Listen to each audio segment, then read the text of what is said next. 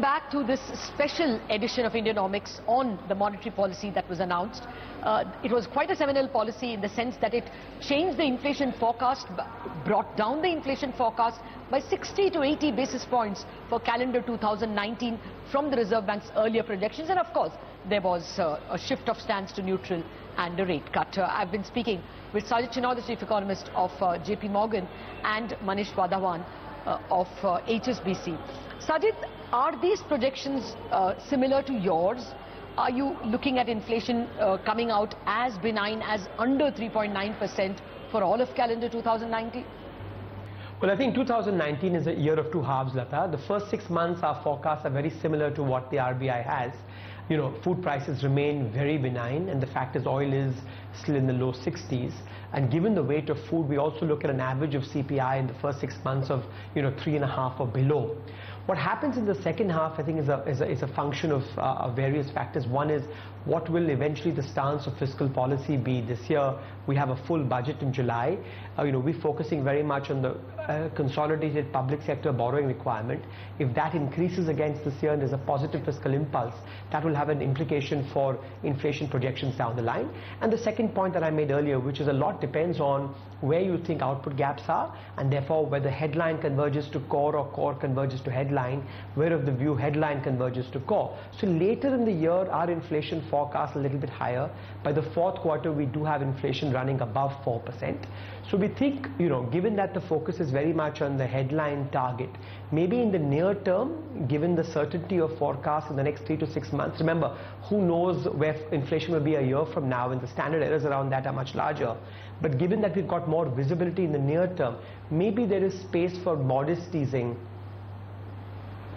in the next quarter. I think, they have what also we're building in is given us new data in terms of... Okay. No, they've given us new data in terms of household expectations falling rather seminally by 130 basis points. And therefore, yes. I'm asking you, will you lower your own forecast? Yeah. No, we're going to, our forecasts are very similar in the first half of the year. We're holding on to our forecast in the second half of the year, given what we find between headline and core. I'll say on the inflation, this is positive. The household inflation expectations are coming down. I'll just say that they're very influenced by food or fuel. So these things do bounce around. If food prices move back up or fuel prices move back up, inflation expectations can easily go the other way. Oh, you don't think that the fiscal pressures have been underestimated? Well, I think it's a bit early to say, because as I've been saying, the center is a very small piece of the pie. So we need to look for what the full budget tells us in July, what the states are up to, and what the public sector is doing. If, like last year, we find that the public sector borrowing requirement is getting wider again this year, then that will have an impact on core and headline inflation down the line. Fair enough. Well, Manish, I wanted to ask you, we have a new man at the helm, and he usually imparts his own tone to the MPC as the chair of the MPC. What would you notice as a new tone of the new governor to the MPC's statement? Quite an interesting one, Lata. We were all awaiting for his official policy for the first time, and I think that he has left his mark today on what he has done.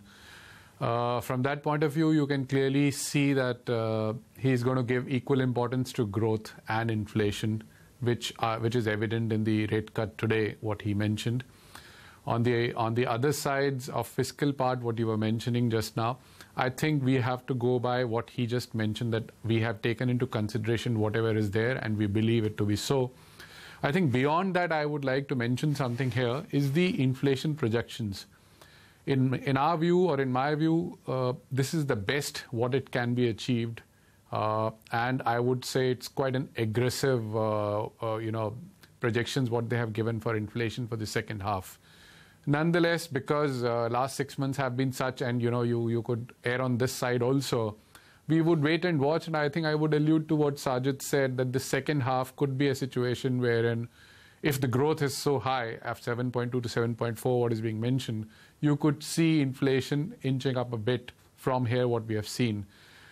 Lata, I would like to add one more point here, which is very, very important takeaway from today's policy. Because you were asking Mr. Rangan quite a number of times regarding the cost of credit or cost of funds.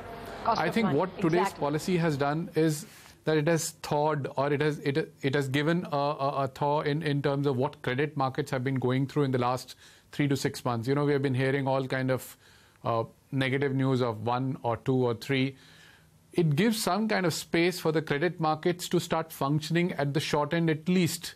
And that is so important today. I think that is the biggest key takeaway, a positive takeaway for the fixed income markets. Because, beyond focusing on the 10-year bond, that forms a very large part of our economy, and it is having a lot of impact in terms of pricing of loans and deposits, what we talk about. I think that is a very, very important development, what we're seeing. It will help the credit markets to function a bit now, more smoothly. Okay, actually that was going to be my next question to you. Do you see more lending in the wholesale markets? I think with liquidity being, as he said, as the DG said, liquidity being on the neutral side, etc., and with the further rate cut expectations, if I may say so, in the month of April, and you should also see one more development is the FPI 20% rule. That should actually, help some of the FPIs who've been sitting on the sidelines and not doing beyond that. So it could help companies which are on the AAA or a AA segment. So that is where I'm coming from. This is a good enabler for funds to flow towards credit, and I hope we will see the impact, positive impact, in the next few months. Okay, very quickly, Sajid, out of time, but what's the stamp of the new governor on the policy, on his maiden policy? Well, I think that they're going to take the legislated inflation mandate very seriously, and monetary policy will be conditioned on, on the 4% target. I think they will continue to be data dependent. And number 3, I think they still worry about growth. They believe that output gaps are negative now, and despite strong projections of growth, we're a little bit more sanguine that, the core inflation signals are there's perhaps not as much slack as some may expect or believe. Okay, well, we'll leave it at that. It looks like some positive, takeaways for the borrower and for the investor. Manish and Sajid, thank you very much for joining me. It does look that the tone of the monetary policy and the new governor has given a little more space for growth and a little more impetus for growth, and therefore the credit markets, which were rather dislocated by negative news, could begin to see a bit of fillip in terms of lending. There is not much of a hope that the cost of money for NBFCs or for people who are borrowing from the wholesale market is going to fall much, but there does seem to be a little bit of a spring in the step, in the sense that there is an expectation of yet another rate cut. That's it on this special edition of Indianomics that concentrates on the key takeaways from the just announced RBI monetary policy. Thanks very much for watching.